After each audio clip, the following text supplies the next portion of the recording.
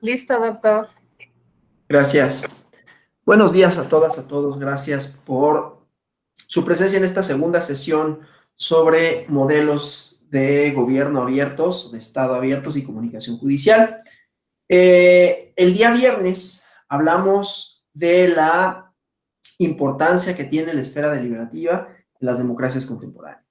Dijimos además que las democracias contemporáneas o que las democracias como un ideal no son o no se agotan únicamente en los procedimientos, que esta es una parte de la democracia, desde luego fundamental, que nos ayuda a elegir representantes legítimos, que nos ayuda a construir acuerdos jurídicos y políticos vinculantes, pero que la democracia tenía también otras características, una de las cuales era ser una relación social, una relación con las y con los otros, cómo me conduzco en mis relaciones, digamos, sociales ordinarias, y de manera particular también una relación entre el Estado y la ciudadanía, que los modelos de Estado abiertos proponen justamente, dentro de otros objetivos, tienen el de construir relaciones de mayor horizontalidad y por lo tanto apuntan hacia una esfera dialógica. Para que haya diálogo necesita haber condiciones, desde luego, para el diálogo, ¿no? Y esto tiene varios desafíos, tiene varios puntos. Por lo que hace a las autoridades, por lo que hace a los órganos del Estado, por eso hablábamos del Estado abierto, existe esta propuesta justamente de cómo impulsar o cómo crear condiciones mínimas o condiciones a partir de las cuales se puedan entablar diálogos, ¿no? Y una de ellas es el Estado abierto, que vimos cuáles son las diferencias más importantes. Aquí quiero que me ayuden ustedes. ¿Cuáles son las diferencias más importantes entre el Estado abierto como una organización específica y como un modelo comunicativo, dialógico, y los modelos de acceso a la información? Que dijimos, tienen su propia historia, tienen sus propios objetivos, sus limitaciones. ¿Cuáles son, según ustedes, lo que se acuerdan que platicamos el día viernes, las diferencias entre los modelos de gobierno abiertos, los modelos de Estado abiertos, perdón? Si hicimos gobierno, son únicamente los órganos de la administración pública, ¿no?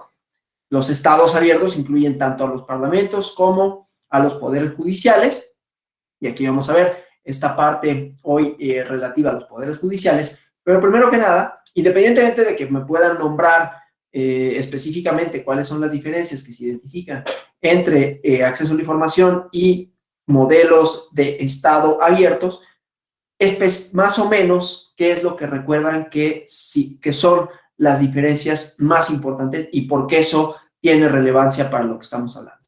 ¿Quién me ayuda con eso?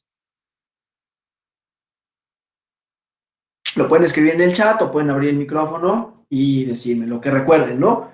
Principales diferencias entre modelos de Estado abiertos, lo que proponen, y el acceso a la información. Si no, ahorita elegimos a alguien de aquí, de ustedes. Sí, tenemos la mano levantada de Julio Ramos.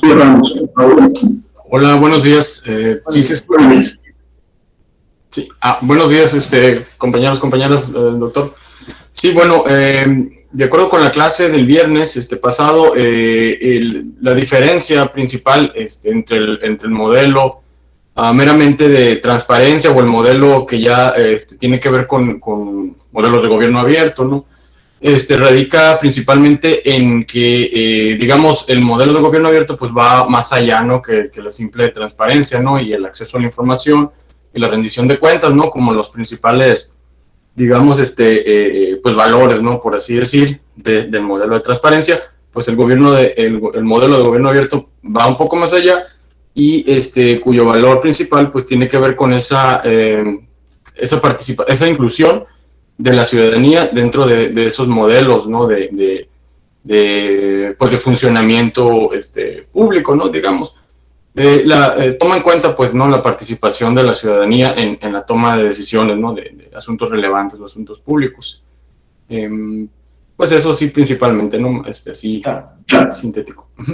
Perfecto. Perfecto, muchas gracias. No sé si alguien más tenga algo que añadir respecto de Las diferencias, efectivamente, como dice el compañero Julio Ramos, tiene que ver con la idea de participación. La idea de, si alguien tiene alguna otra cuestión que quiera precisar, adelante. Vamos a elaborar a partir de lo que nos dijo el compañero Julio.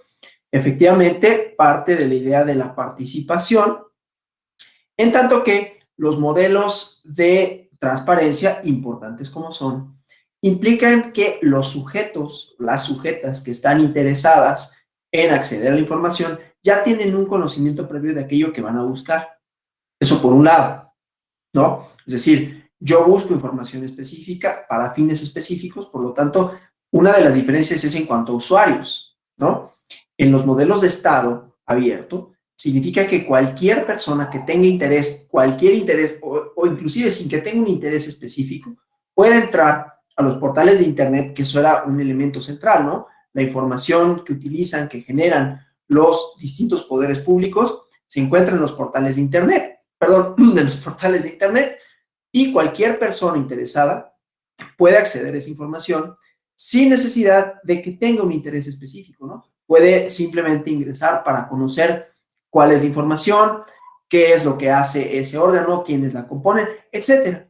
O inclusive cómo han ejecutado distinto tipo de actividades, ¿sí?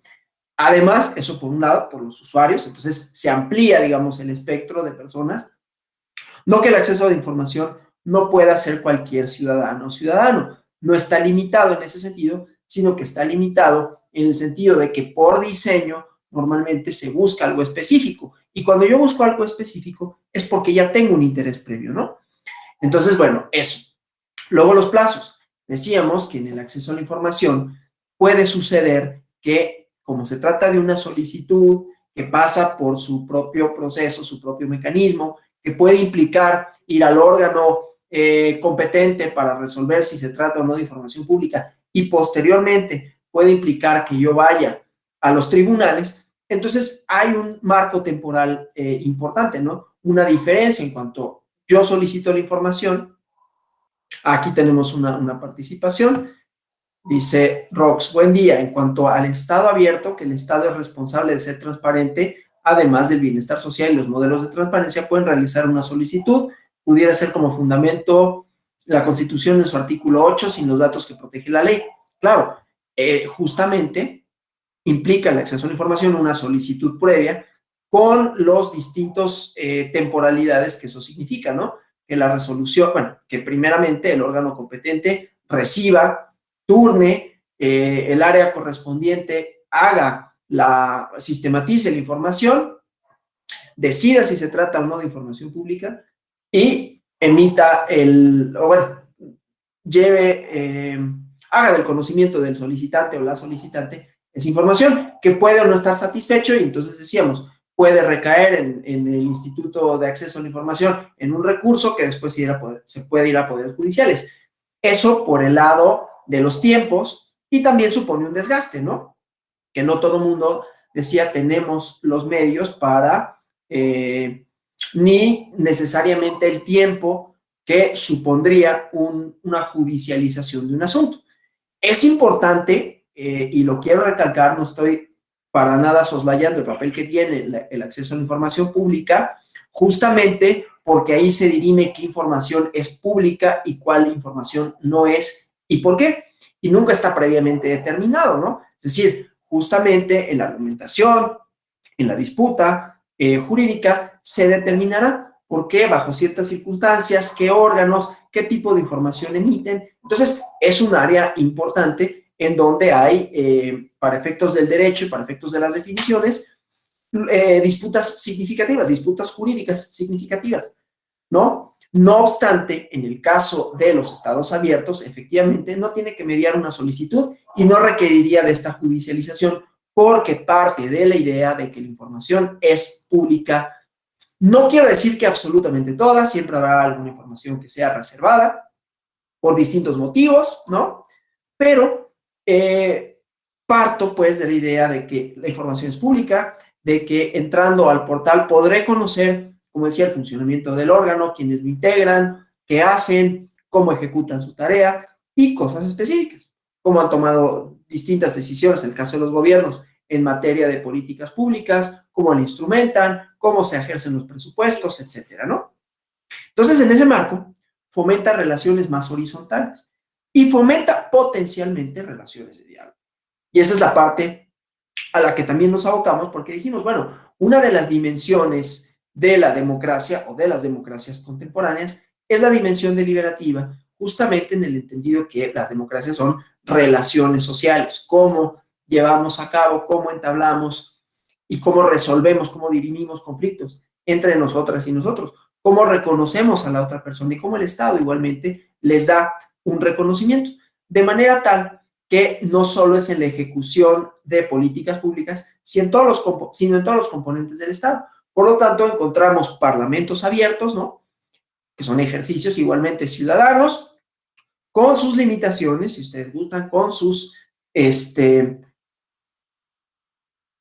problemáticas propias, ¿no? Hemos tenido en los últimos días unos ejercicios de parlamento abierto de algunos grupos distintos, entre ellos empresariales, con relación a la reforma energética. Creo que se han llevado a cabo del 25 hasta el día de hoy, si no me equivoco en las fechas. Y bueno, supone pues que haya una relación de diálogo. Claro, siempre, insisto, con las limitantes. En el caso de los gobiernos, la relación de diálogo se da porque al ser posible la mayor, ¿cómo se dice?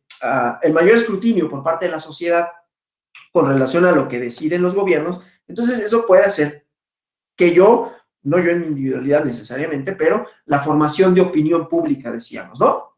Que tiene sus limitaciones, que tiene sus dificultades, pero si le añadimos el elemento redes sociales, ahí vamos a encontrar otro espacio público, ahorita lo definimos, en donde se puede dar condiciones, y sigo con condiciones de posibilidad para que exista el diálogo, lo cual no presupone que exista. Quiere decir que hay elementos para que este se dé, ¿no? Decíamos cuáles eran las limitaciones de la opinión pública, que luego está monopolizada, que luego está subrepresentada. Muchas y muchos de quienes formamos parte de la sociedad, que normalmente hay muchos sesgos a la hora de decir quiénes son las y los portavoces de ciertas opiniones, de ciertas cosas, pero que finalmente esto se va viendo cada vez en mayor medida superado por la existencia de redes sociales, aunque tampoco es totalmente horizontal, y ahorita discutiremos si son o no espacio público, pero insisto, por lo menos existe la posibilidad de que se entablen relaciones de diálogo. Y luego vimos en esta democracia deliberativa las premisas que tiene Jürgen Habermas para que exista, ¿no? Que decíamos, era un diálogo racional, en donde hay una argumentación, que esa argumentación parte de que hay información, que la información es verídica, que es confiable, y que las personas que participan en ese diálogo parten de la premisa de que sus premisas, valga la redundancia, pueden estar equivocadas y que por tanto se van a confrontar de manera racional en la esfera pública. Desde luego, eso suponiendo que no hay otra serie de mediaciones, que yo les prefiero decir mediaciones a obstáculos, como pueden ser ciertas preferencias, ciertas ideas preconcebidas con relación a cómo funcionan algunas cosas, que podrían no llevarnos a encontrar una solución definitiva para todos los casos, pero que por lo menos aquellas decisiones que sí se tomaran, es una especie de réplica de lo que sucede en los parlamentos, en los espacios de deliberación, ¿no? No quiere decir que todos estén de acuerdo, quiere decir que se confrontan ideas, que se confrontan argumentos, habrá quienes sí en esos ejercicios puedan resultar convencidas o convencidos. Pasa lo mismo en las deliberaciones jurisdiccionales, ¿no? Se exponen una serie de razones jurídico-técnicas a partir de las cuales se aborda un problema, y en esa exposición normalmente vamos a encontrar posiciones encontradas, vamos a encontrar argumentos, y no nos van a llevar necesariamente a que todas y todos lleguemos a la misma solución, al mismo resultado, pero sí vamos a hacer el ejercicio de confrontación de ideas, y ese resultado por lo menos será más legítimo en tanto que hubo una mayor participación y una mayor horizontalidad en el diálogo, ¿sí? Eso llevado, decía, a los parlamentos, a los gobiernos y a los poderes judiciales. El Poder Judicial tiene características específicas con relación a los otros, ¿cómo se dice? A los otros poderes como integrantes del Estado, ¿no?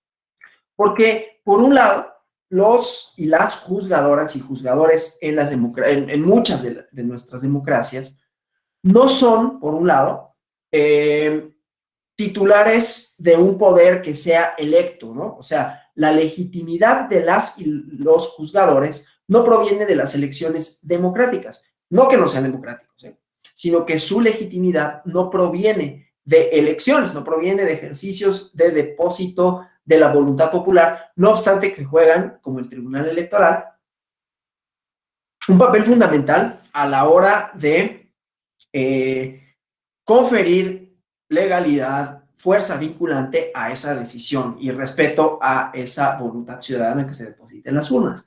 Pero su legitimidad no proviene de ahí. Su legitimidad proviene, por un lado, en términos funcionales, en términos instrumentales, de los nombramientos que hacen otros órganos, ¿no? La participación que el propio Ejecutivo, cualquiera de sus dimensiones, y los legislativos hacen, el propio judicial interviene en algunas ocasiones, ¿no? En el caso de la designación de los magistrados y magistradas del Tribunal Electoral, participa la Suprema Corte de Justicia de la Nación, participan los órganos de representación, órganos de gobierno igualmente, y así se van integrando. Pero lo que legitima, a final de cuentas, a los poderes judiciales son sus resoluciones. Y decíamos, o mencioné al principio de la charla del viernes, que no la legitimidad, sino las sentencias como acto jurídico vinculante, tiene un elemento comunicativo fundamental, un elemento lingüístico. Y que durante mucho tiempo ese elemento lingüístico, o todos los elementos lingüísticos relativos a el quehacer jurisdiccional, se habían establecido como una barrera, ¿no? Como una barrera en el sentido de que la propia redacción, las propias palabras que se utilizaban, que se han utilizado en las sentencias, está redactado de manera tal que vuelve difícil que, ya no digamos el público en general, las partes involucradas puedan entender el contenido y alcances de las mismas, ¿sí? Eso por un lado. Entonces tenemos la legitimidad del juez constitucional, más allá de los mecanismos para su selección y elección, proviene, ¿sí?, de sus argumentos, de los argumentos en donde se expongan los valores democráticos, en donde se digan las razones, así como en la esfera pública, ¿no? Las razones por las cuales se llegó a una determinación, que puedan ser confrontados, pero para poder ser confrontados, para poder ser discutidos en las esferas públicas, pues primero tienen que ser entendidos. Entonces, un primer elemento tiene que ser una buena comunicación judicial, que ahorita vamos a ver que tiene dos vertientes, pero antes que eso, dije que la tarea y la legitimidad del juez constitucional tiene dos dificultades. La primera es esa, ¿no? Que su legitimidad proviene, más allá de los mecanismos que son importantes, los procedimientos, otra vez, importan, para su elección, para su selección. De ahí deriva una parte de su legitimidad, pero la otra parte deriva de la calidad de su argumentación y, obviamente, de que en sus argumentaciones, en tratándose de jueces constitucionales, tengan efectos para la construcción de la esfera pública, tengan efectos para la construcción de una comunidad política más sólida. Porque además, recordemos, a esto se le tiene que sumar una problemática adicional. La parte de los poderes contramayoritarios que tienen los jueces y juezas constitucionales. ¿Alguien sabe qué es un poder contramayoritario en una democracia constitucional? Quien quiera. Y en todo caso, ¿por qué sería importante que tuvieran, en el caso de las y los juzgadores, poderes contramayoritarios? Han escuchado seguramente la idea de las mayorías. ¿Qué es una contramayoría?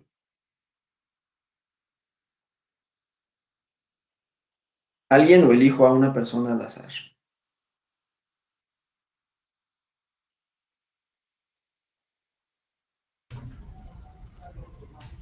Por ahí sí, Julio César otra vez. Pues, no, Julio César, perdón, es que había pensado en Julio Ramos. Julio César Ochoa, por favor, gracias. Sí, entiendo, serían los órganos que no fueron elegidos de forma popular, ¿no? Como es que serían los integrantes del legislativo. En este caso, pues, entiendo que serán los jueces, ¿no? Que fueron, como usted lo decía, ¿no? Fueron designados por otros órganos del Estado. Efectivamente. Eso por un lado, en términos de designación, serán contramayoritarios aquellos que, por un lado, no sean electos o no necesariamente sean electos por voluntad popular, pero que además tienen como elemento que esa voluntad popular, que puede suponer mayorías, y que esas mayorías, no por el hecho de serlo, quiera decir que todas sus resoluciones, que todos sus acuerdos, que todos los efectos de esas mayorías sean por sí mismos democráticos nada más por ser mayorías, ¿no? Es decir, en el caso de los poderes contramayoritarios, lo que vamos a encontrar son facultades que de alguna manera sirven como contrapeso a las potenciales, es decir, que puede suceder o no. Las potenciales, ¿cómo decirlo?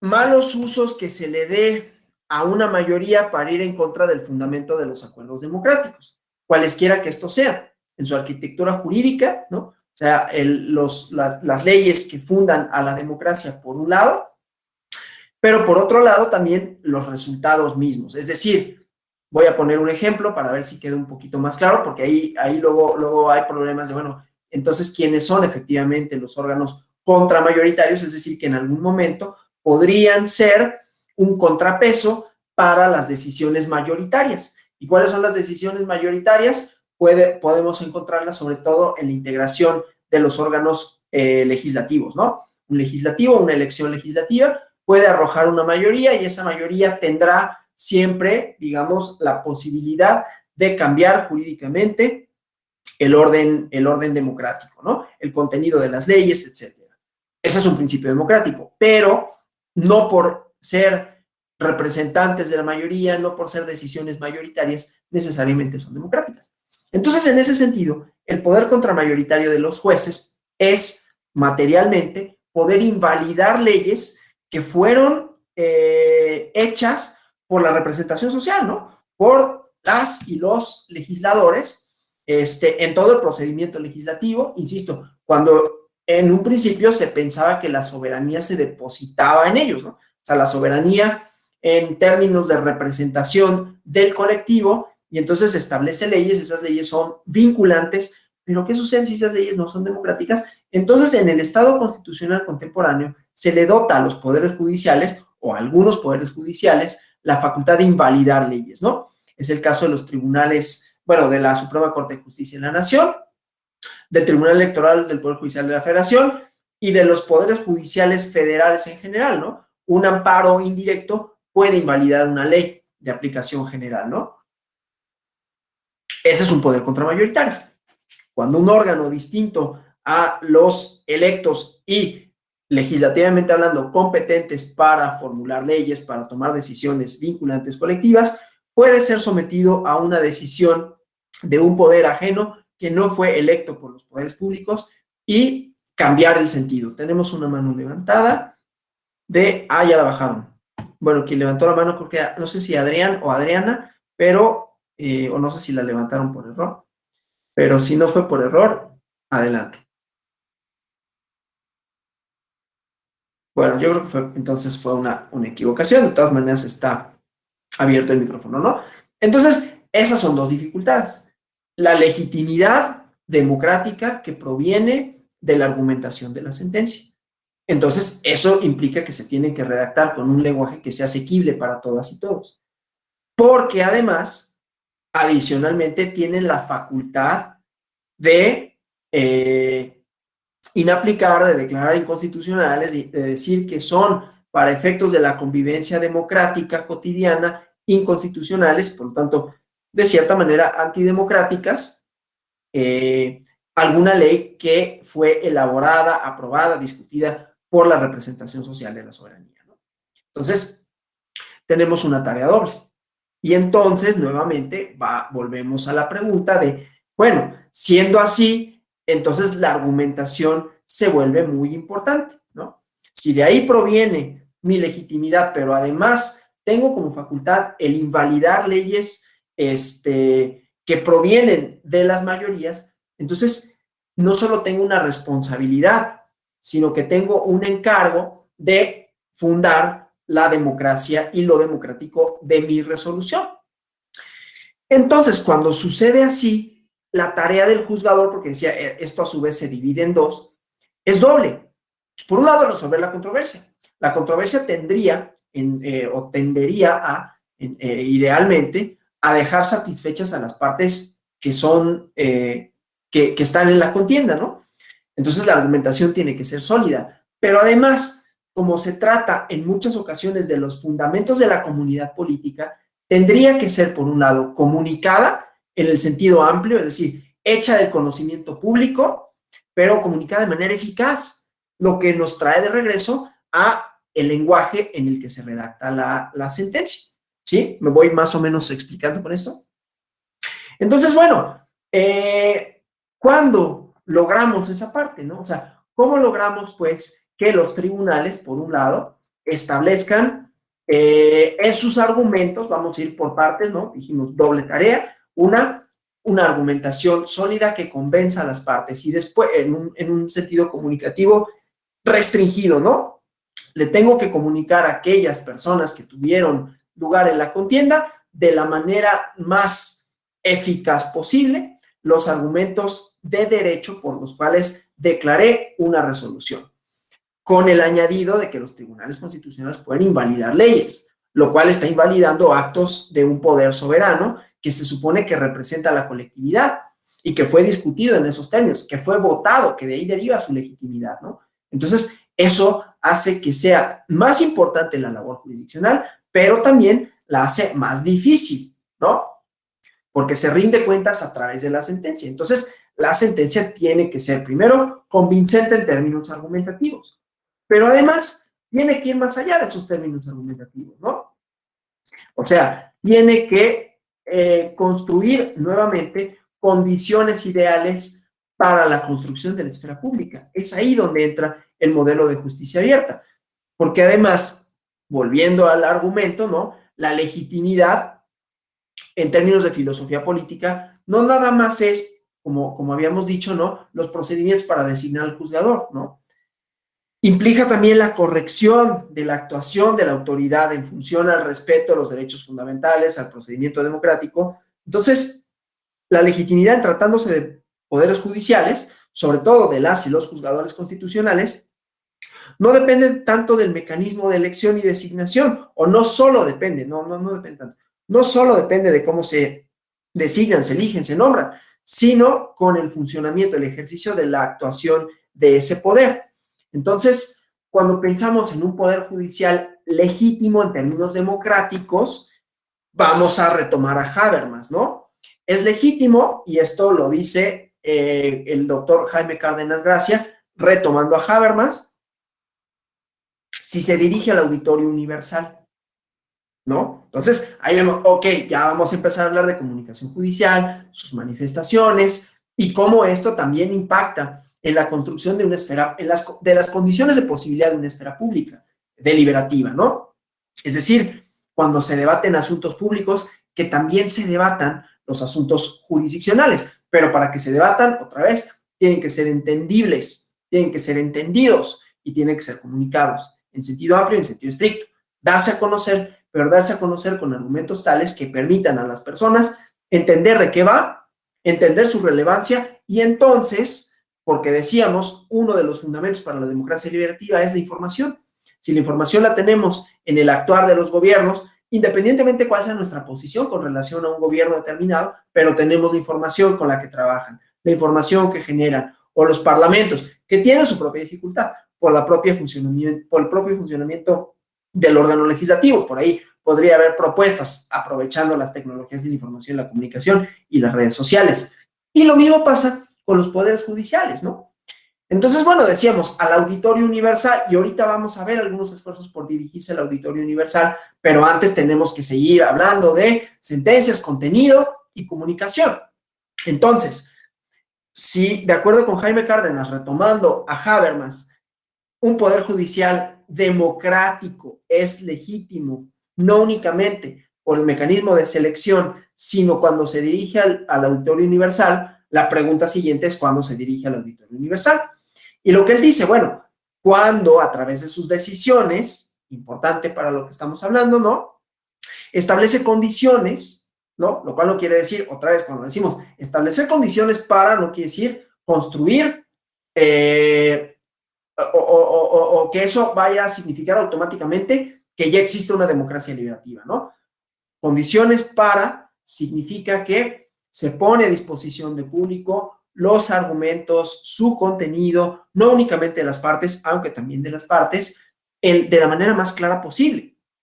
Entonces, se promueven canales de democracia participativa y deliberativa, es decir, que se establecen condiciones para generar bases comunicativas en la sociedad y con esto se desarrolla una sociedad abierta. Y el doctor Cárdenas dice tolerante, a mí nunca, creo que ya lo dije, no me gusta decir tolerante, más bien me gusta decir incluyente, pero bueno, se vuelve entonces un instrumento de control de poder, ¿no?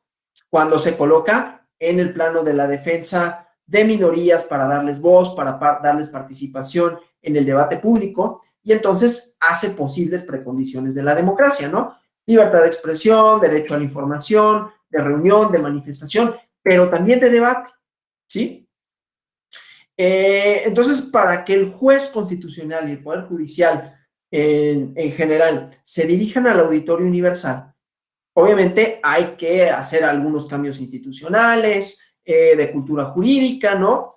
Hay que vincular, desde luego, a el juzgador con el legislador democrático, con el ejecutivo, pero sobre todo que haya racionalidad y justificación de las decisiones. Otra vez, esto significa pues que las decisiones van a ser comunicadas de la manera más sencilla posible, más accesible posible, ¿no? Es decir, la calidad justificadora de las decisiones, la argumentación jurídica, ¿no? Debe ser elevada, por un lado, en términos técnicos, con coherencia, con consistencia, con uso de argumentos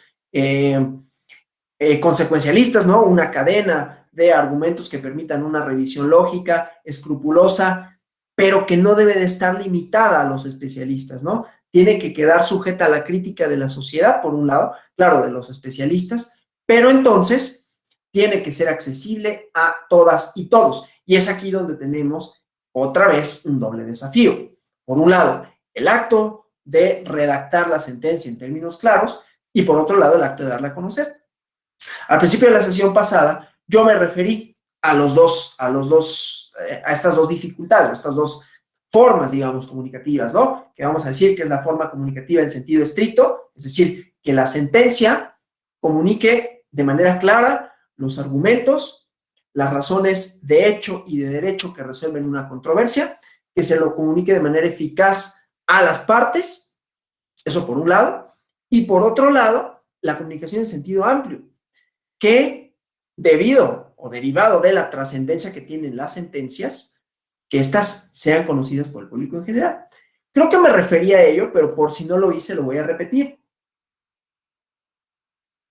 Toda sentencia, toda, la del juez municipal, como la del juez de primera instancia, como la del juez constitucional, conforma la esfera pública, ¿sí?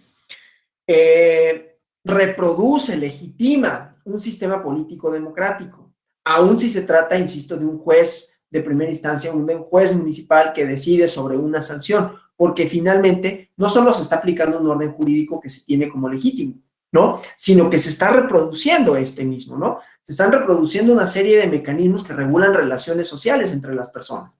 Entonces, pensar en una persona como infractor o infractora de un reglamento es pensarla en cierto término de relaciones con el Estado y con los demás individuos.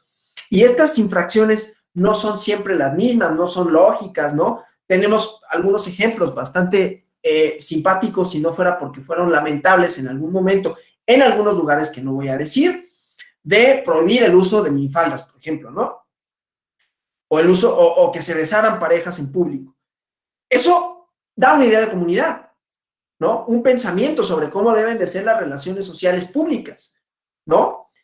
Si hubiese un juez, claro, el juez que aplica la sanción no tiene necesariamente posibilidades de no aplicarlo. No obstante, en la aplicación estás, por un lado, legitimando a esa ley, porque le estás aplicando, le estás reforzando, y al mismo tiempo estás reforzando una serie de formas de hacer o de relacionarnos con nosotras y con nosotros en comunidad, ¿no?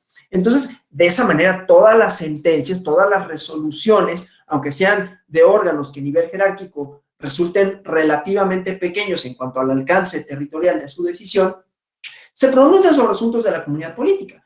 Claro, cuando tienes el poder de invalidar una resolución, entonces tus alcances son mayores porque no nada más vas a reproducir un mecanismo, sino que va a tener efectos de poderlo cambiar, ¿no?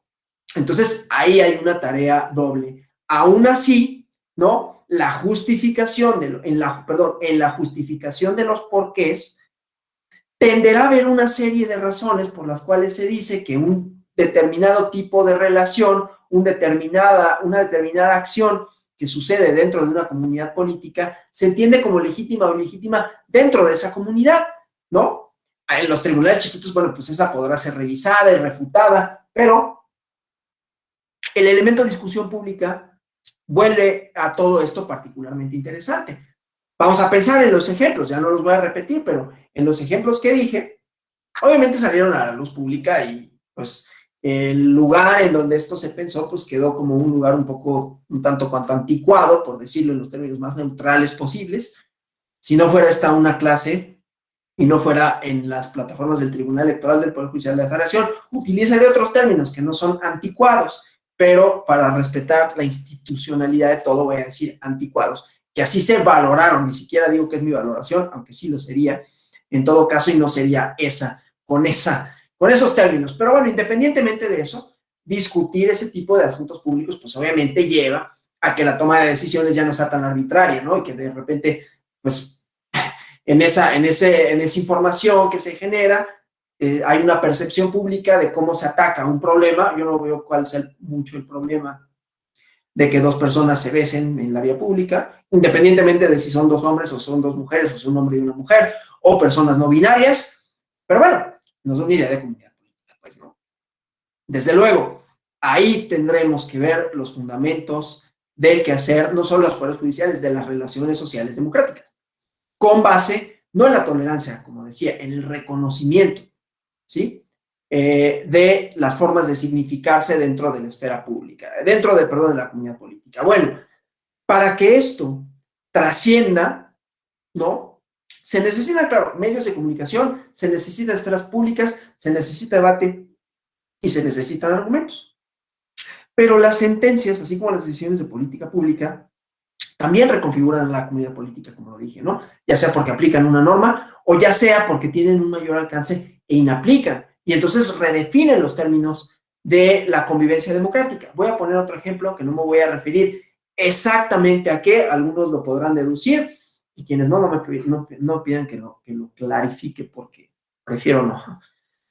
Cuando la Suprema Corte de Justicia de la Nación votó y determinó que no era constitucional el ejercicio del poder punitivo en contra de ciertas personas que en ejercicio de algunos derechos, o de muchos, de los cuales se tenían como titulares, decidían una cierta cosa, y que a esa determinada conducta no podía atribuirse una conducta antijurídica y culpable, una conducta, una conducta típica antijurídica y culpable, es decir, un delito, y entonces no era legítimo, o no es legítimo, que el Estado accione el poder punitivo en contra de esas personas y las sujete a un proceso penal y en un momento dado hasta las encarcele. Esto se está juzgando en términos de la convivencia democrática y del ejercicio del poder público punitivo del Estado, ¿no? O sea, hasta dónde el Estado legítimamente puede sustraer a una persona de su cotidianidad porque se dice que ha roto los cimientos de la convivencia democrática y dicen, esta conducta no es.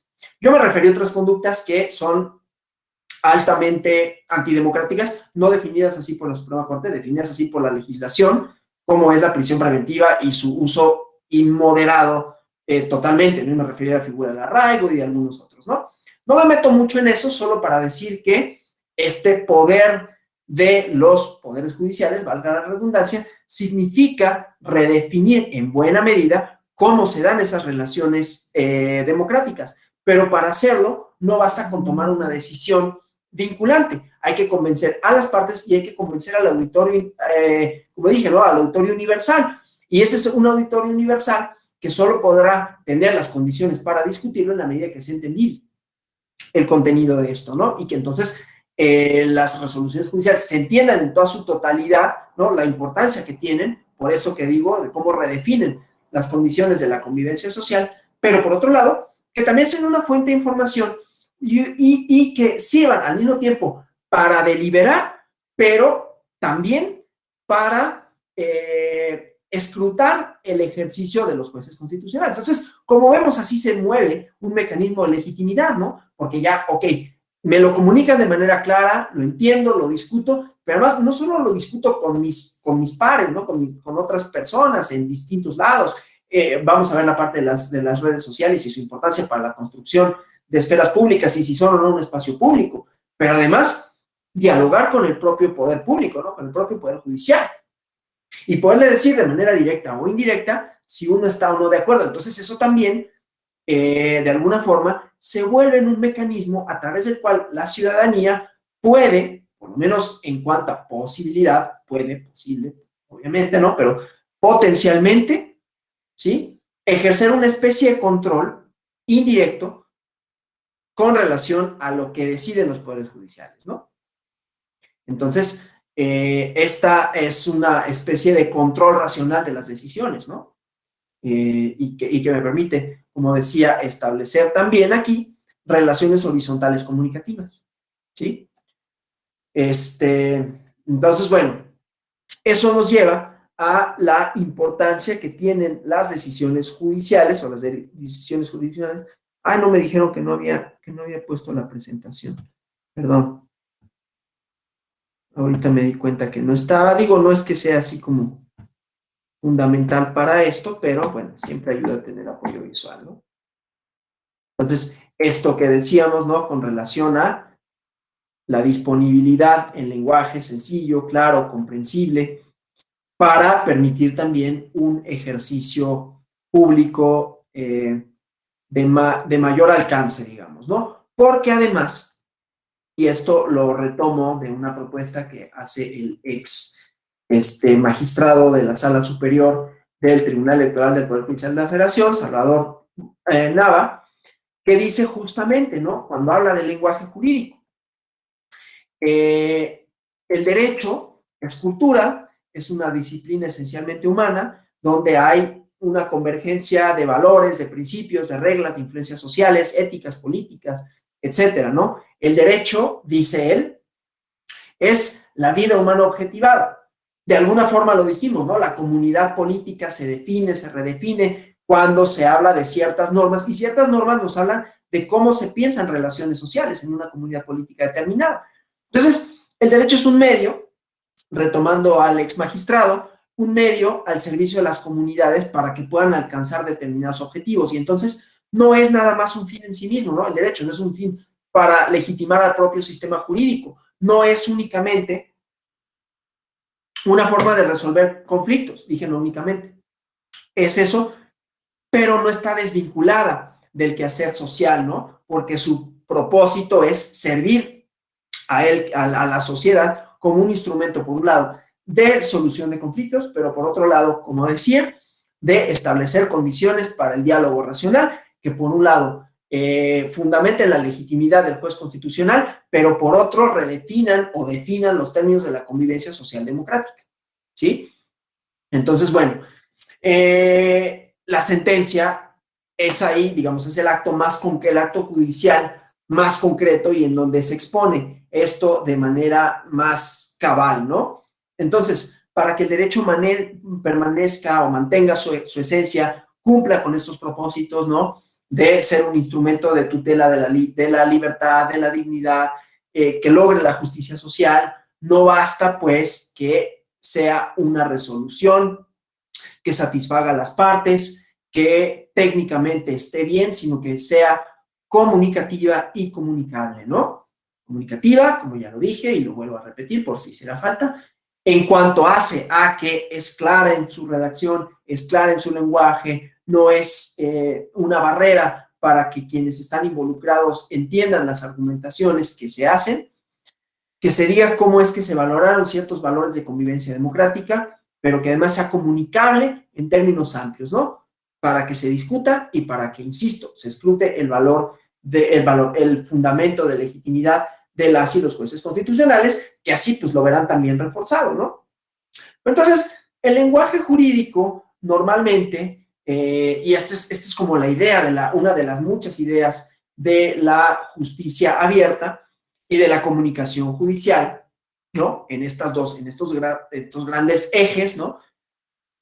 Comunicativo en sentido estricto y amplio, pero el lenguaje jurídico, como les dije al principio de la sesión anterior, pues puede no alcanzar ese objetivo, ¿no? Puede ser oscuro, puede ser arcaico, ¿no? Que pretenda obedecer a como creaciones superiores solo reservadas para juristas, ¿no? Alejada de la mayoría de las personas, ¿no? Demasiado especializado, etcétera, ¿no? Sobrecargado, inclusive feo, porque yo les había dicho, ¿no?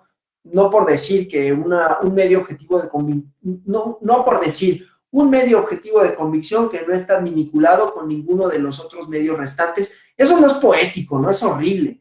Empezando porque ni siquiera estéticamente hay una propuesta, ¿no? Es conservador. Estoy retomando aquí algunas de las ideas del ex magistrado Nava, ¿no? Conservador, tendiente al inmovilismo, ¿no? O sea, la sociedad por un lado es dinámica, pero la esencia del lenguaje jurídico, que tiene esta tradición centenaria, ¿no? Parece inaccesible, pero además parece como que quiere conservar ciertas estructuras sociales, ¿no? Se está acuñado, y entonces resulta difícil que sea innovado, ¿no? Y que con ello también se modifiquen ciertas instituciones jurídicas, ¿sí? Entonces, bueno, eso en cuanto a las inconsistencias, digamos, del lenguaje jurídico, que no son menores, que no son intrascendentes, ¿no? Son sustanciales, tienen relevancia para el quehacer de la vida democrática de la nación, porque si no se corrigen justamente estos vicios, ¿no? El lenguaje jurídico no logra mantener nexos confiables, eficaces, vigorosos de comunicación, de entendimiento y de construir relaciones horizontales para con la ciudadanía, ¿no? Ni tampoco que se entienda por qué, cuáles son los fundamentos de la convivencia social democrática, ¿no? Entonces, para la consolidación del Estado democrático de derecho, necesita ser importante también atender la problemática de la comunicación jurisdiccional en estas dos vertientes. Referida a lo primero, referida a la sentencia como acto comunicativo, ¿no? En sentido estricto, es decir, que sea lo suficientemente claro en su redacción para conformar, para exponer de manera clara cuáles son los fundamentos, los vínculos democráticos que se valoraron a la luz de que, entonces hay que redactarlo de la manera mejormente posible y que sea entendida por el mayor número de personas, ¿no? Claro, desde luego, en un principio, las que están en medio de la controversia, pero otra vez, por los efectos que puede tener, no debería de restringirse solo a esta, ¿no? Entonces, bueno, ¿de qué manera comunicar el derecho de una manera dúctil, asequible, eficaz? Se pregunta el ex magistrado Salvador Olimpo, ¿no? Y entonces, él habla de distintas manifestaciones de la sentencia, ¿no? Piensa que si la sentencia es un silogismo, bueno, algunas de las respuestas que se han dado, bueno, ¿qué es la sentencia y por qué se debe de comunicar?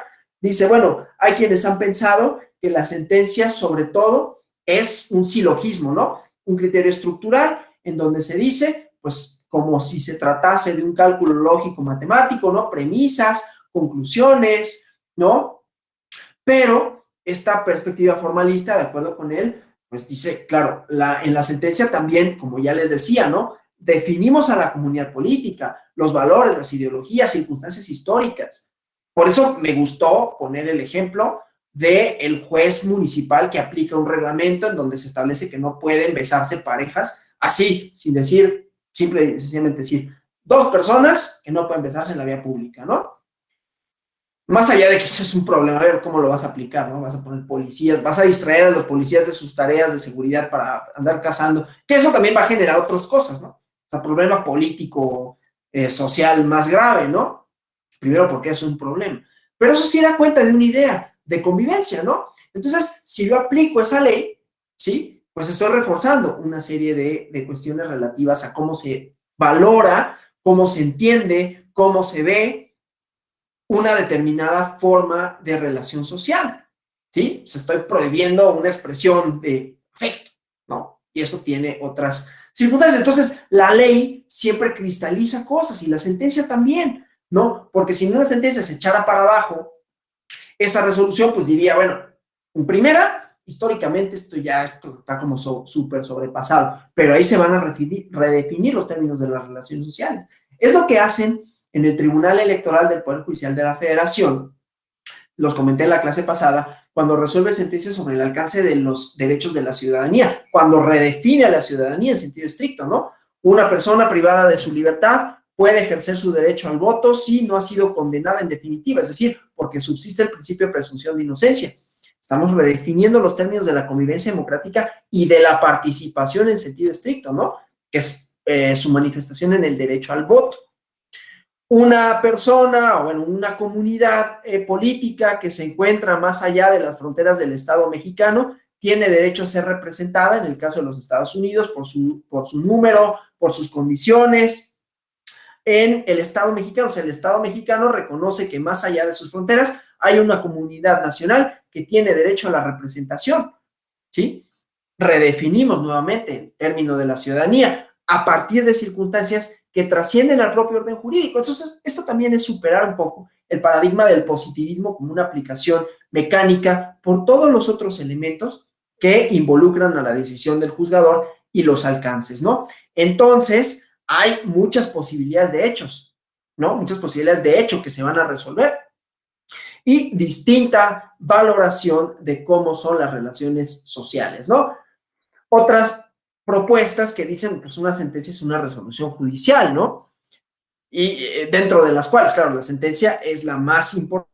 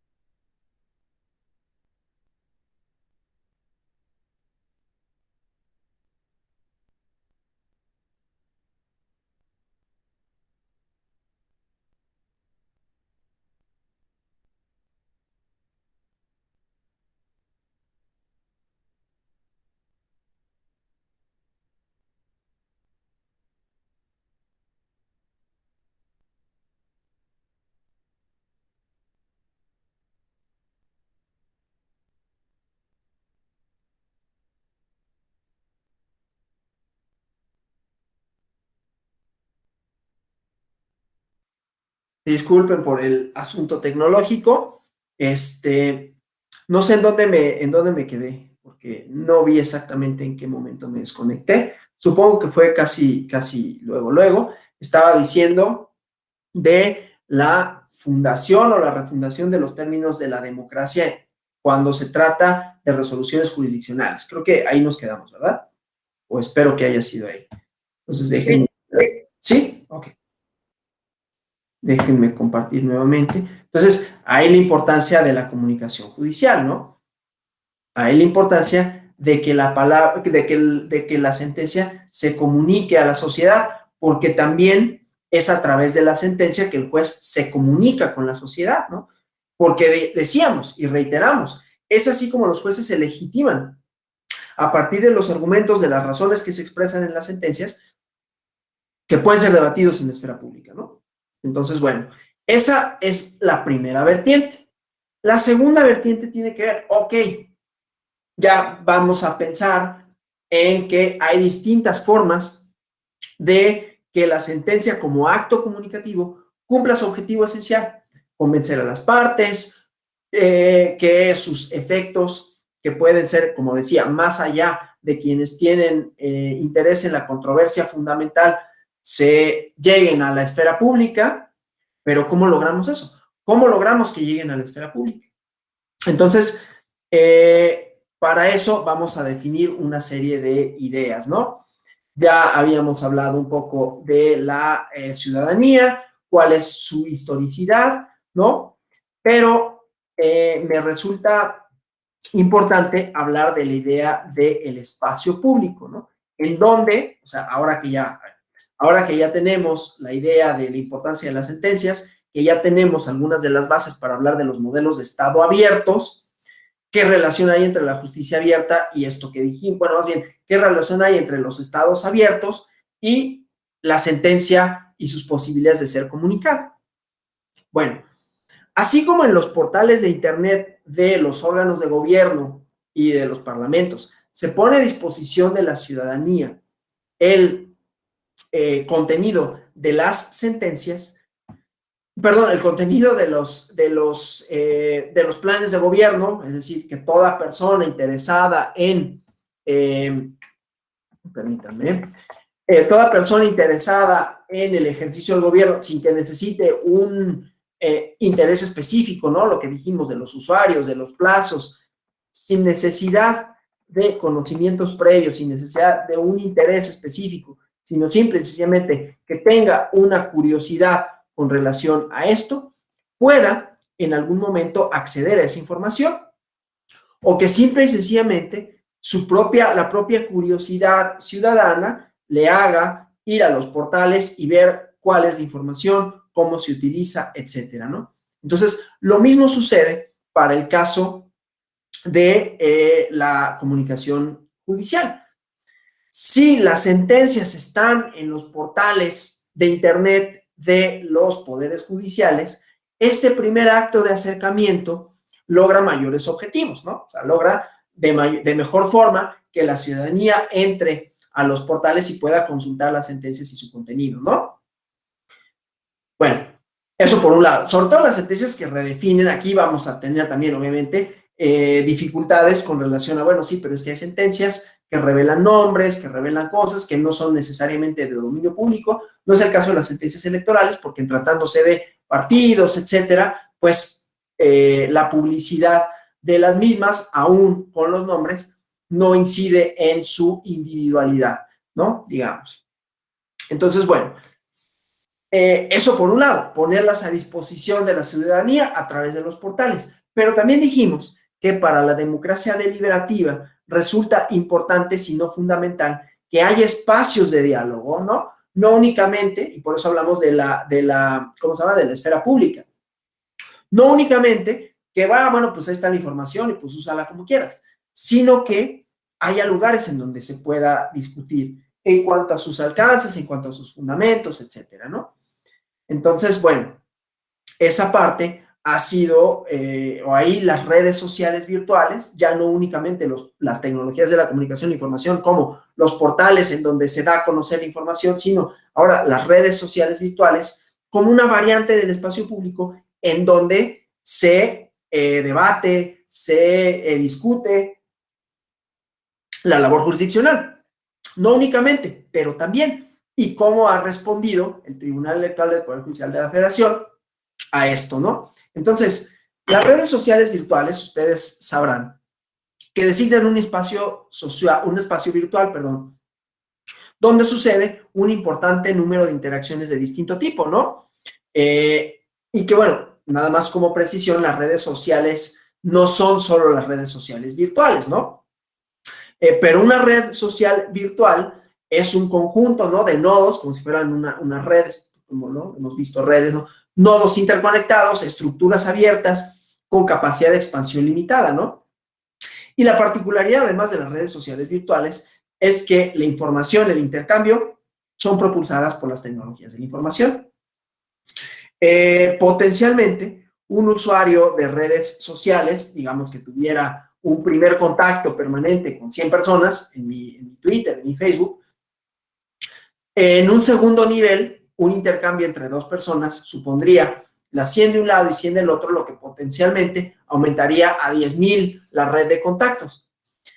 Llegando a un sexto nivel, ¿no?, podríamos llegar a 1 billón de personas y entonces prácticamente permiten el contacto con cualquier persona en el mundo, con las dificultades lingüísticas, etcétera, que pueda suceder, pero en principio la posibilidad de entablar comunicación con cualquier persona en el mundo es potencialmente posible, ¿no?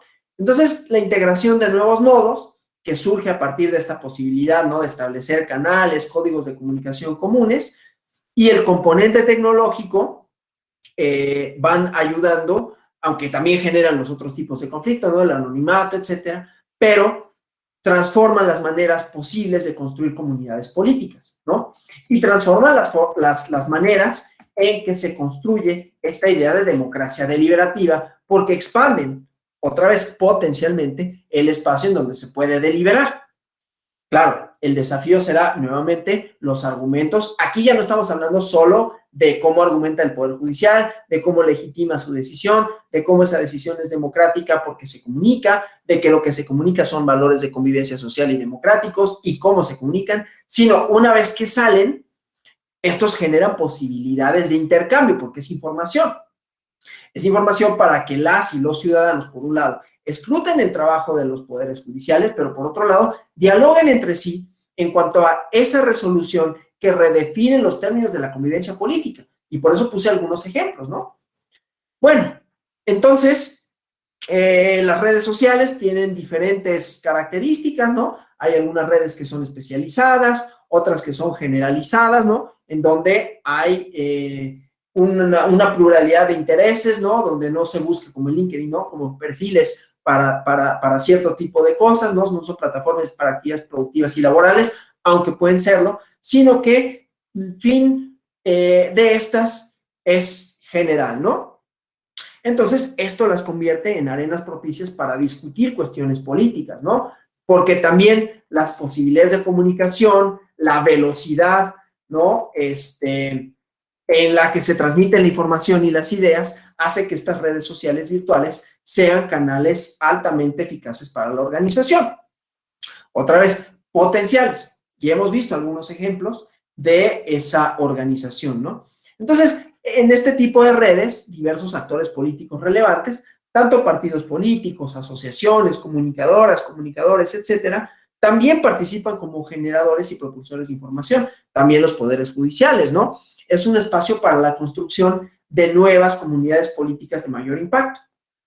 Además, la popularidad, la gran cantidad de usuarios con que cuentan ciertas plataformas, ciertas redes, han hecho que las campañas políticas centren su atención en el uso de redes sociales virtuales y con ello se transforman tanto los contenidos como las estrategias para influir en la toma de decisiones colectivas, organizar las experiencias y las preferencias y también nuevos discursos, ¿no?, sobre qué es la democracia, cuáles son sus características, pero acá no nomás vamos a insertar el elemento campañas, vamos a insertar el elemento Estado y relaciones de diálogo, ¿no? Ahora, no se trata de un discurso homogéneo, subsisten algunas asimetrías, eso ya lo habíamos dicho, ¿no? No todo mundo tiene por su red de seguidores, por la misma influencia, ¿no? No es tampoco un mundo tan equilibrado, pero sí potencialmente más equilibrado de lo que serían las esferas públicas de las que hablamos y la opinión pública de la que hablamos en la clase pasada, con sus propios sesgos de representación. Entonces, hay asimetrías, eso tenemos que tomarlo en cuenta, pero finalmente tampoco hay un discurso homogéneo, pero permiten de manera más horizontal el intercambio, en este caso con los poderes judiciales, ¿no?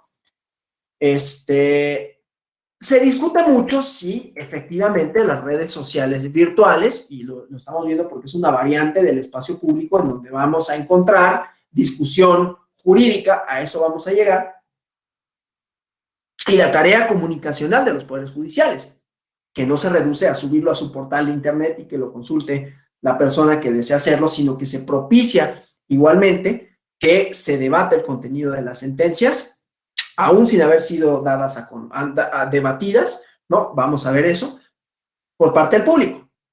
Pero decía, bueno, eso genera condiciones de posibilidad, no automáticamente construye esferas deliberativas. Y hay al menos 3 teorías que tratan de explicar la relación entre el cambio político y las redes sociales virtuales, ¿no? Y entendamos por cambio político, otra vez, los fundamentos de relaciones sociales, no solo el quehacer del Estado, ¿no? Entonces, hay una teoría optimista que a partir de movimientos como la Primavera Árabe y otros considera que las redes sociales son canales que aumentan la participación, el interés público, la organización, que se trata de herramientas importantes catalizadoras del cambio social y político, ¿no? Por otro lado, hay una teoría que rivaliza con esta, que es la teoría pesimista, la teoría del refuerzo, que dice, en realidad, las redes sociales refuerzan las estructuras de poder anteriores, ¿no? Los patrones de participación política, también los grupos marginados no son beneficiados por la expansión de las redes sociales, entonces es un espacio artificial en donde se replican las desigualdades que ya suceden en otros ámbitos, ¿no? Y la teoría escéptica que dice, bueno, no está predeterminado. Aquí nos hemos adscrito a la teoría, bueno, yo me he adscrito a la teoría escéptica en tanto que genera condiciones de posibilidad.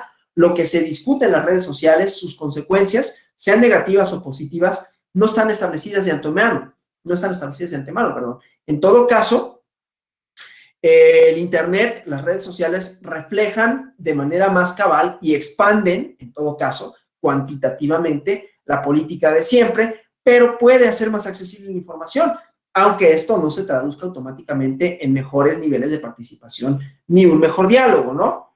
Entonces, bueno, lo que sí es que al ser, espacios en donde puede haber mayor discusión, ¿no? Donde a pesar de la ausencia de regulación hay intercambios políticos y además a partir de los cuales las autoridades pueden intervenir, ¿no?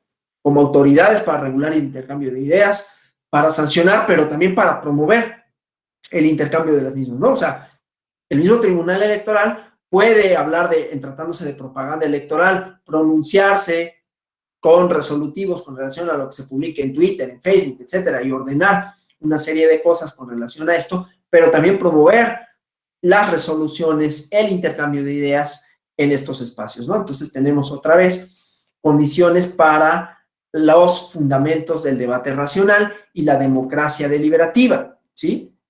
Entonces, ahí es donde encontramos el importante papel que juegan las autoridades, las instituciones democráticas en la construcción de esto, ¿no? O sea, el surgimiento de nuevas formas de participación política, la renovación del concepto de espacio público, trae consigo redefinir las relaciones ciudadanas, entre ciudadanos, de organizaciones políticas, entre ellas y ciudadanía y autoridades, ¿no?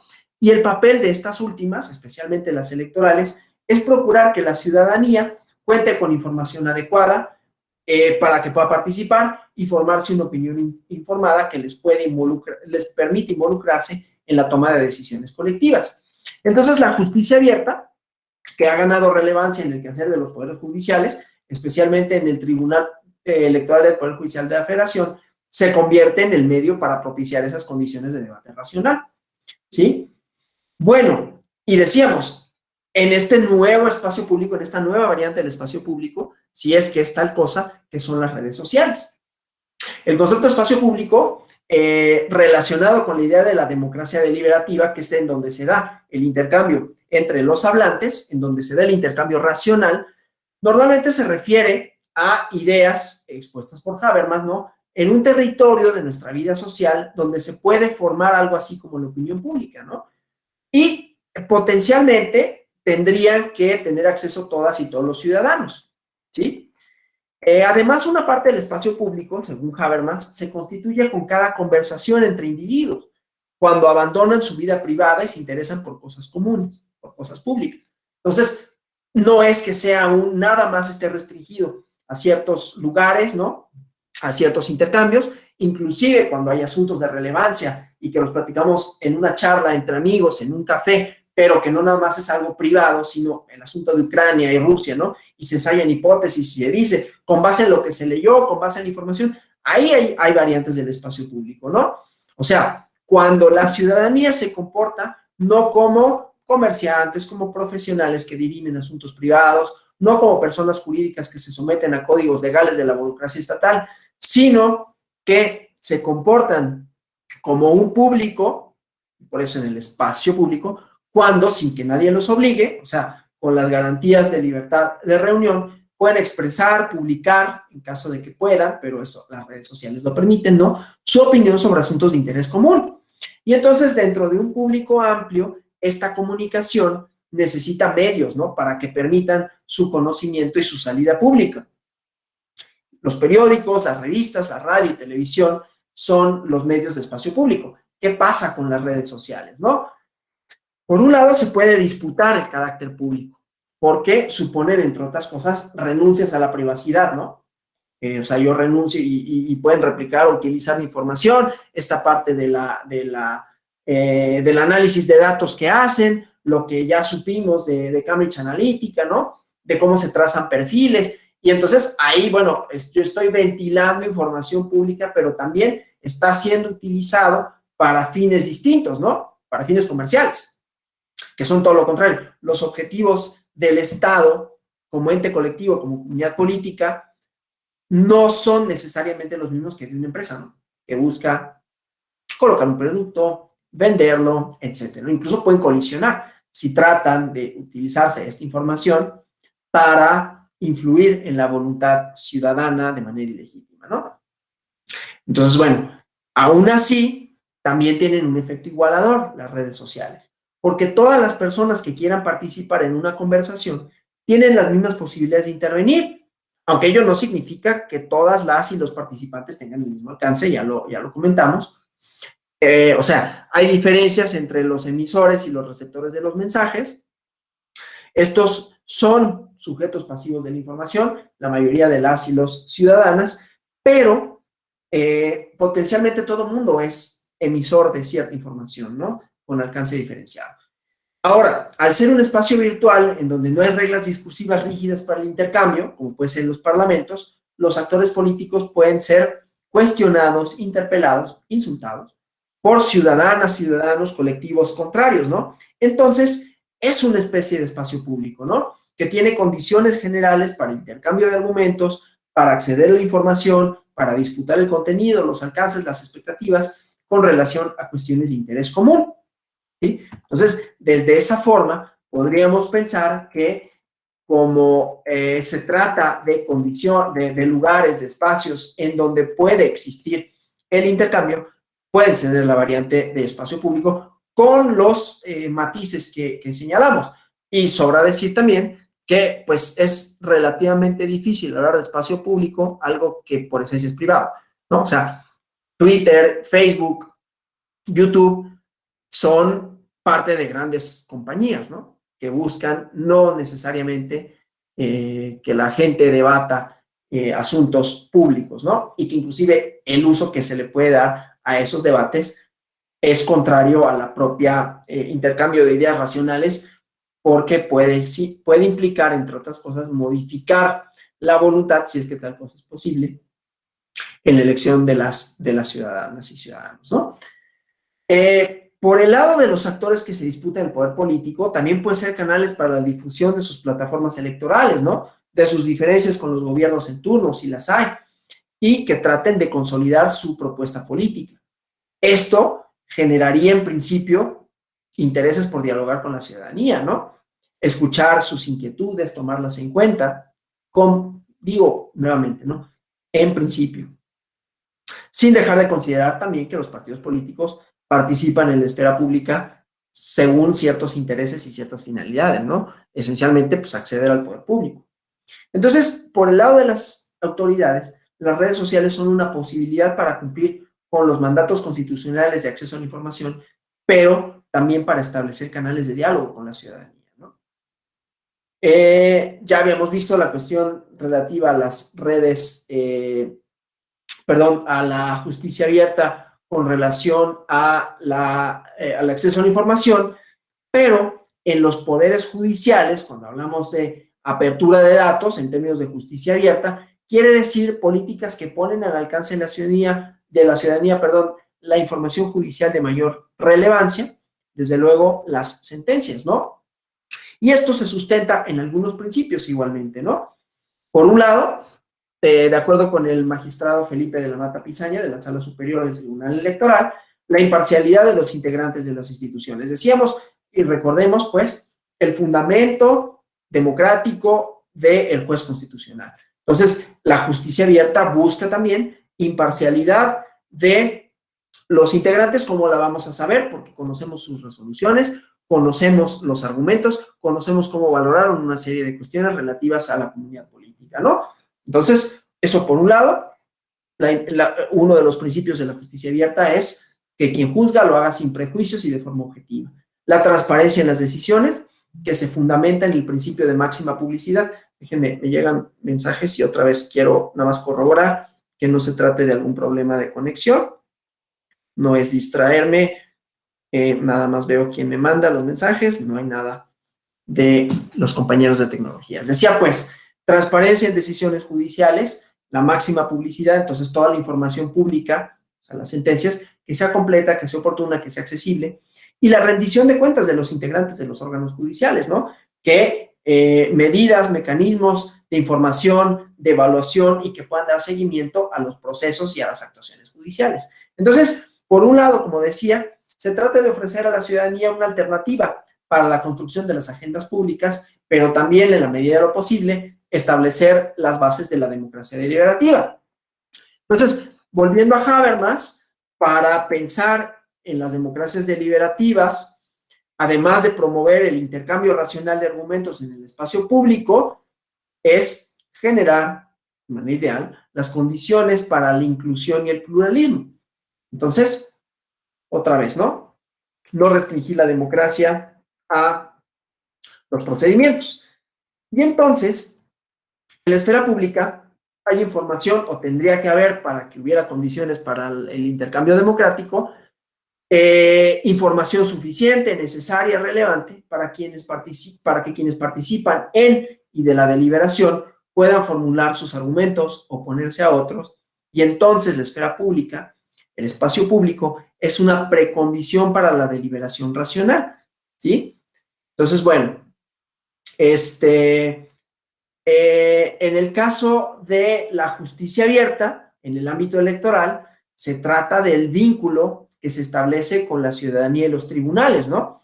Para construir una sociedad informada sobre las decisiones judiciales que reconfiguran, definen, constituyen derechos políticos de participación y los que se relacionan con la conformación de los órganos de representación y de gobierno.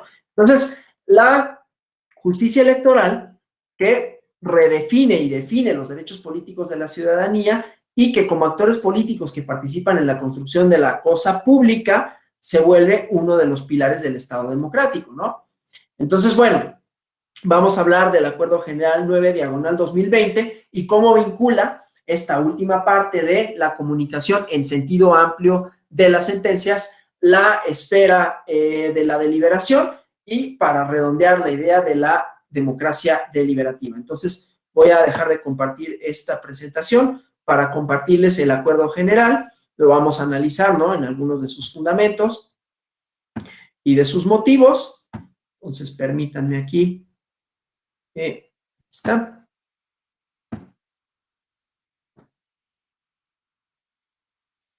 Entonces, aquí vamos a ver plasmados algunos de los principios de convivencia a los que me refería, ¿no? En el Acuerdo General 9, diagonal 2020, que lo que establece son lineamientos para que los proyectos de resolución por parte de los integrantes del Pleno de las salas, no únicamente la sala superior, de las salas, publiquen los proyectos de resolución. Entonces, primero, obviamente, el marco legal y constitucional, en donde, entre otras cosas, se establece, bueno, el quehacer del Tribunal Electoral, de qué órganos se compone, obviamente el acceso a la información, ¿sí? La cuestión relativa a la información pública o a la que puede ser reservada, ¿sí? Aquí la obligación, como decía, de los proyectos, perdón, la obligación constitucional que relató la Suprema Corte de Justicia de la Nación con relación a los proyectos que serán sometidos a la consideración del Pleno y de las salas de la Suprema Corte. Y luego, la extensión de esto a otros poderes judiciales, a otros órganos del Poder Judicial, ¿no? En el caso del Tribunal Electoral, como vemos aquí, ¿no? Dice, considerado que esta norma, que se trata de, aquí quienes pueden ordenar en términos jurisdiccionales, ¿no? En términos procedimentales, quienes pueden ordenar que se dé máxima publicidad a los asuntos jurisdiccionales. Y aquí el Pleno de la Sala, cuando le estime conveniente, podrá acordar la publicidad de algún proyecto de sentencia. Ahora, dice, aunque establece que será el Pleno quien puede acordar la publicidad de los proyectos de sentencia, pero dice, no se señala qué casos, tampoco establece algún criterio para decir, bueno, cuando un asunto, por su propia relevancia, será estimado como de, déjenme ver si puedo hacer grande esto, no, como de trascendencia que amerite su publicación. Dice, pues cuando lo estime pertinente, ¿no? Conveniente. Y entonces es una facultad discrecional que le permite a los órganos jurisdiccionales, tanto en lo colectivo como en lo individual, hacer del conocimiento del público el asunto, ¿no? Entonces, como dice aquí, cuando se presentan asuntos que su importancia, su trascendencia a consideración de la magistrada o el magistrado ponente, esto es importante, en quien recae la facultad, una facultad discrecional, ¿no? Que puede decidir si se hará público el contenido de ese proyecto antes de su resolución. Esto es importante, ¿no? Tiene una trascendencia específica. Porque, obviamente, que se conozca previo a que sea resuelto, genera condiciones de debate. Todavía no sabemos cuál va a ser la determinación y ya está en la esfera pública. Hay ejemplos, ¿no? De estos proyectos que se dieron a conocer y que además, bueno, por ser resoluciones del Tribunal Electoral, tienen una importancia específica, promueven intereses específicos, ponen en tensión intereses también de índole política, ¿no?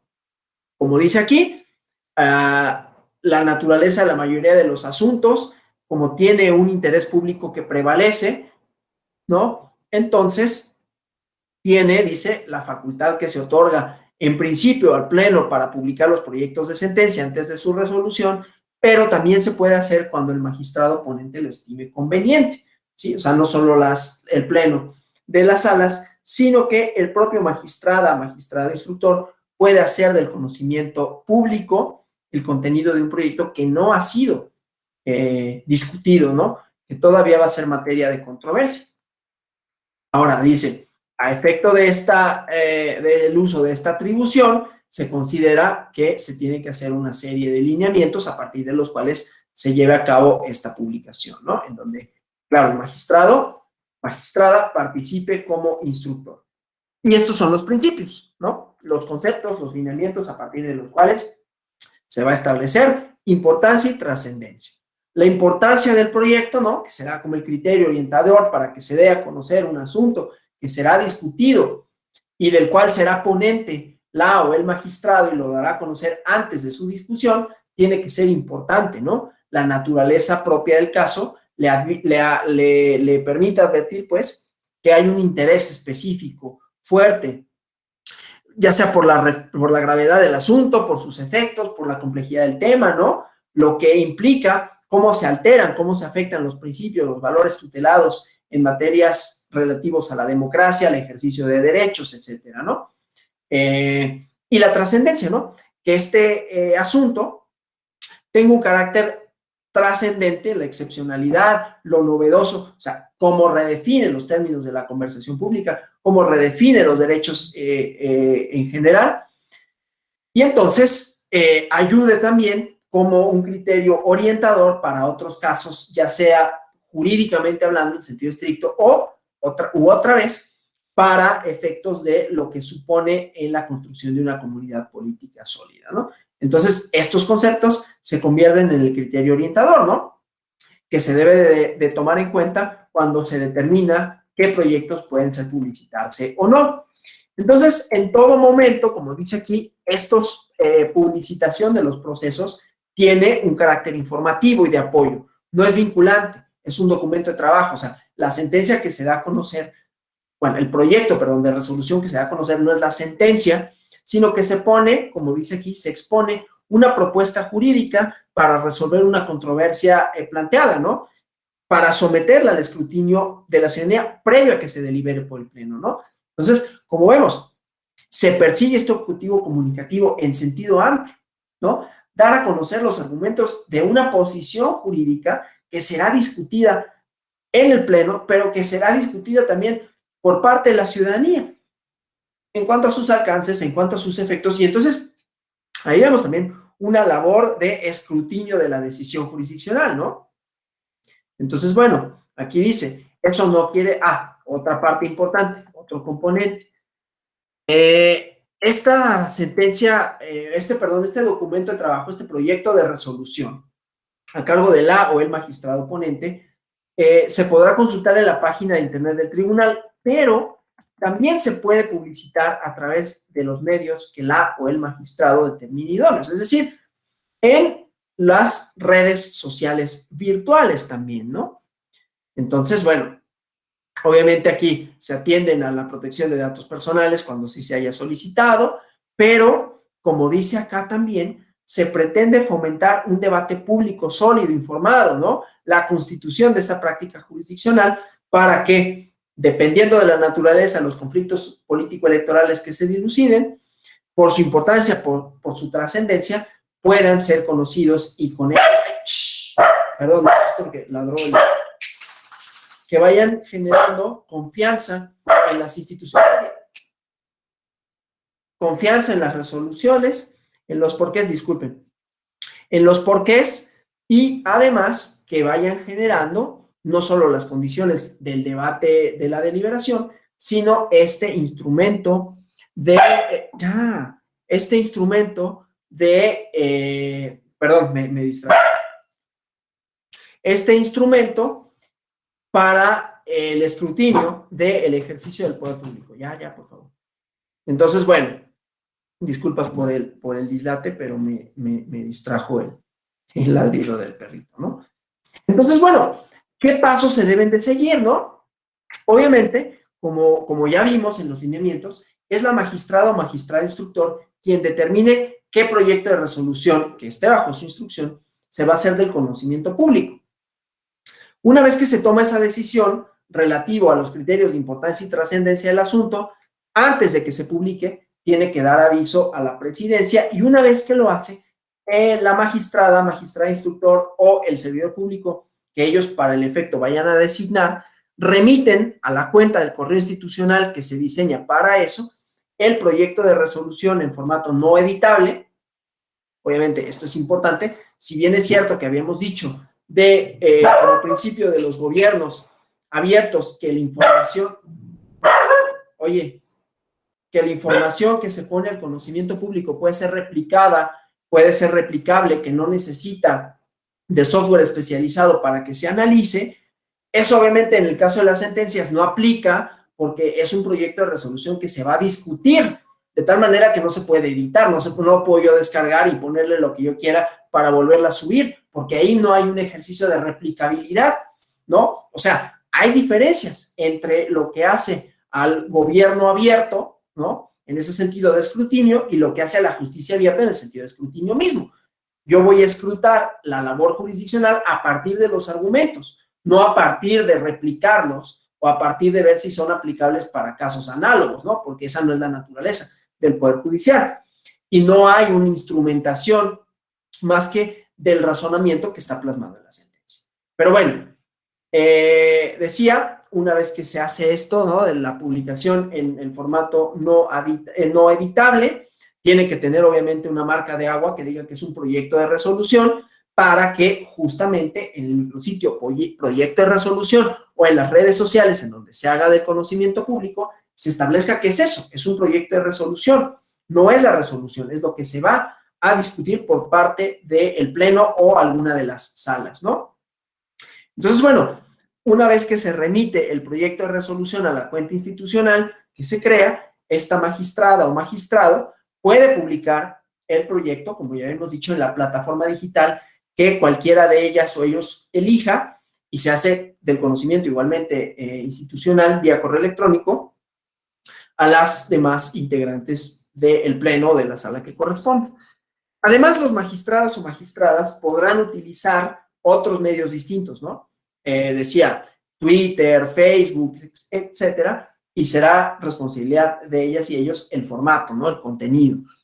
El chiste, pues, es que con este acuerdo se persigue la finalidad de que la ciudadanía se involucre en la discusión pública, ¿no? Que se interese por las resoluciones, que pueda discutirlas a partir de los fundamentos de derecho que van a guiar el debate judicial, ¿sí? En el marco de los procesos electorales, además, pues es realmente interesante porque abre canales de discusión pública sobre los derechos políticos, los actores que participan en la contienda, los límites, las posibilidades de la democracia y la justicia electoral. En el caso del proceso electoral que recién concluyó, 2020-2021, el 13 de octubre de 2020, el magistrado instructor en el juicio sub-RAP, un recurso de apelación 56-2020 y acumulados, justamente con base, con fundamento en el acuerdo 9/2020, dio a conocer por medio de redes sociales argumentos y contenido de su proyecto de resolución.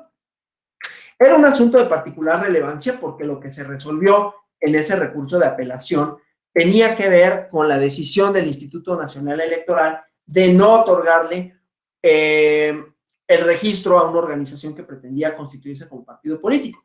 Sobra decir quiénes eran y lo que sea, ¿no? Pero es nada más para ejemplificar la cuestión.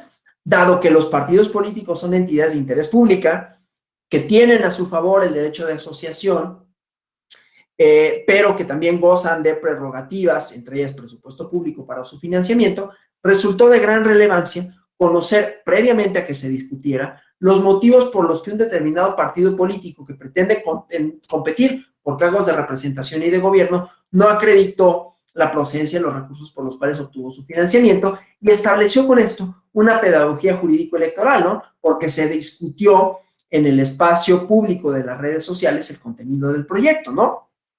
Al saber la ciudadanía cuáles eran los motivos jurisdiccionales para la decisión, inclusive previo a que se tomaran, se volvió más interesante el debate del Pleno, ¿no? Porque ya la ciudadanía, o quienes estuvieron interesados, que potencialmente eran todas y todos, ¿no?